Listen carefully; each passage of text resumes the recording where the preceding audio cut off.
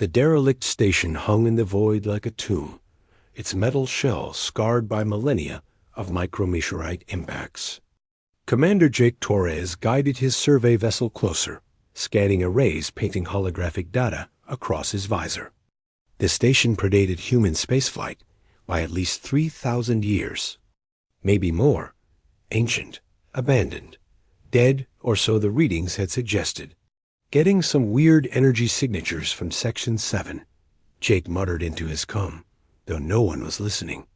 Solo salvage runs paid better, but the isolation sometimes pressed against his skull like deep water. He maneuvered the ship toward a gaping breach in the station's hull, killed the engines, and drifted through.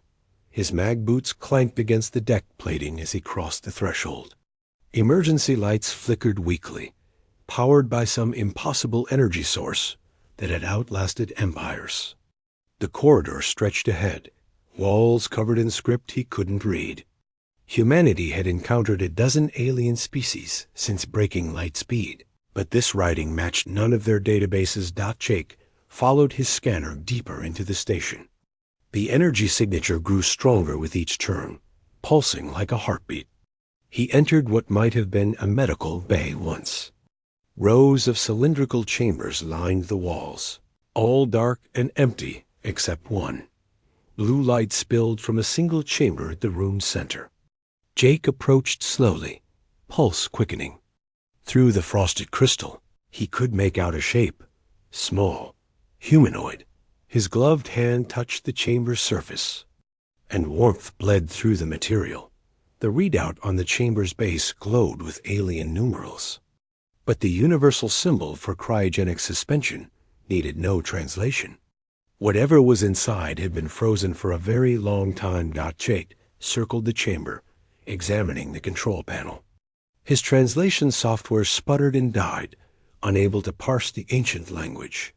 He pulled out a portable decoder, something he'd acquired from a Venturi trader, who swore it could crack any linguistic system given enough time. 20 minutes later, the decoder chimed. Partial translation only, but enough to understand the basics. The chamber held a female juvenile of an unknown species. Age at time of suspension, approximately 12 standard years. Duration of suspension, 3,417 years. Jake's breath caught. Over 3 millennia. Frozen while humanity was still figuring out bronze. The control panel showed life signs, faint but present. She was alive in there. The ethical calculus was straightforward. He couldn't leave her. The station was falling apart, its orbit decaying. In another century, maybe less, it would tumble into the nearby star. But reviving her came with its own problems. What if her species was extinct? What if she had been frozen for a reason, quarantined for some plague or crime? Jake had made harder choices in worse situations. He studied the controls, cross-referencing the decoder's output with his medical database. The revival sequence looked similar to human cryogenic protocols, different in detail, but identical in principle. He could do this.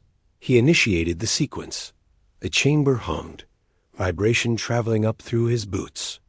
Blue light intensified, then began to fade. Frost sublimated away from the crystal, revealing the figure inside with increasing clarity. She was small, perhaps 4 feet tall, with pale blue skin and dark hair that floated around her head in the chamber's fluid. Her features were delicate, almost fragile. Not human, but close enough to trigger every protective instinct Jake possessed. The chamber cracked open with a hiss of equalizing pressure. Fluid drained away through hidden channels. The girl slumped forward, and Jake caught her before she could fall. She was impossibly light, her skin cold as winter stone. He wrapped his thermal blanket around her and checked her vitals with his medical scanner. Her heart was beating. She was breathing. But she didn't wake. Jake carried her back to his ship, every step careful. He laid her on his medical bay's examination table, hooking up monitors that translated her alien physiology into something his equipment could understand. Everything looked stable. She just needed time. He sat in the chair beside the table and waited. Hours passed. Jake busied himself researching the station, trying to piece together its history. The computer had managed to decrypt some of the station's logs. What he found made his stomach turn. The station had been a research facility. The girl was a subject. Her species, called the Velari, had possessed remarkable abilities: telepathy, telekinesis, powers that made them valuable to the Empire that had ruled this sector 3,000 years ago. The Empire had hunted them, captured them, studied them. This station had been one of many laboratories. Then the Empire had fallen, consumed by war and internal collapse. The station had been abandoned, left to drift. Everyone had forgotten about the specimens locked in cryogenic sleep. Everyone except the automated systems that had faithfully maintained their charges for millennia. Beyond their creator's extinction, the girl stirred. Jake leaned forward, watching as her eyes fluttered open. They were violet, with gold flecks that caught the light like stars. She looked at him without recognition, without fear, without any emotion he could identify. Then she screamed. It wasn't sound. Jake felt it slam into his mind, a psychic shockwave of terror and confusion and desperate loneliness. He staggered back, hands pressed to his temples. The medical equipment sparked and died. Lights flickered throughout the ship. Hey, it's okay," Jake gasped, forcing words past the pressure in his skull. "You're safe. I'm not going to hurt you." The screaming stopped. The girl stared at him, chest heaving. Jake kept his hands visible, making himself small and non-threatening. He projected calm, though he had no idea if she could sense emotions the way she could broadcast them. "My name is Jake," he said slowly. "I found you on that station. You were frozen. Do you remember?" She didn't respond. Maybe she couldn't understand. Jake pulled up the translation software, setting it to learn mode.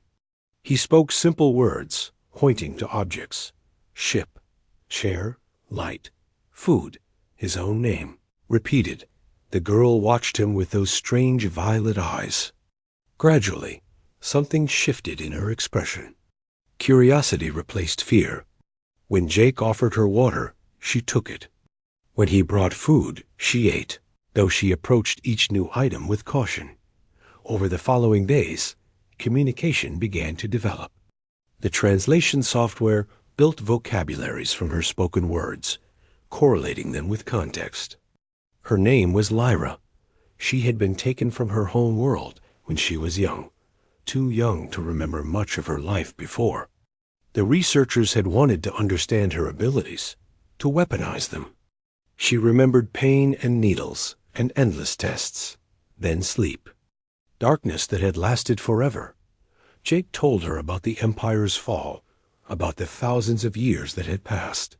She absorbed the information with an eerie calm, as if she had always known she would wake to a dead universe. "My family?" she asked one evening, the translation coming through his calm as synthesized speech. Jake shook his head. "I don't know. I can search for records of your people, but Lyra, it's been a very long time." She nodded, accepting. That night, Jake woke to find her standing in his quarters doorway, tears streaming down her blue cheeks. He didn't ask. He simply opened his arms, and she ran to him, sobbing into his chest while he held her, and promised that she would never be alone again. Finding information on the Velari proved difficult. The Empire had destroyed most records when they fell, and the Velari themselves had scattered to the stellar winds. But Jake was nothing if not stubborn. He called in favors, contacted every Xena historian he knew, traded away salvage rights that would have made him wealthy. 3 months after Lyra's revival, he finally got a hit. A colony world on the far edge of known space, settled by refugees. The population matched Velari genetic markers. They were alive. Her people had survived. Jake set course immediately. The journey took weeks. Lyra spent the time learning about the galaxy she had woken to. Humans and their endless conflicts. The dozen other species humanity had encountered, some friendly, others less so. Technology that would have seemed like magic to her ancient captors. She absorbed it all with quiet intensity, occasionally asking questions that revealed how fundamentally alone she had been for so long. When they finally reached the colony world, Jake half expected her to run from his ship and never look back. Instead, she turned to him at the airlock, her small hand finding his. "Come with me," she said. "Meet them." The Valari settlement was beautiful, all organic curves and living architecture. The colonists who greeted them moved with the same ethereal grace Lyra possessed. Jake felt their minds brush against his, gentle and curious. They welcomed Lyra as a lost daughter returned, weeping and laughing and touching her face as if to confirm she was real. An elder approached Jake, violet eyes meeting his own. "You saved her," the elder said, speaking perfect English with only a thought. "Humanity has given back what was taken. We will not forget this." Jake stayed on the colony world for 2 weeks, watching as Lyra learned to be part of a community again. She smiled more, laughed, played games with children who had never known the horrors she had endured. But each night she returned to his ship, unwilling to sleep anywhere else. "I should probably head out soon," Jake said on the 13th night. "Let you settle in with your people." Lyra looked up from the datapad she'd been reading. "Can I come with you instead?"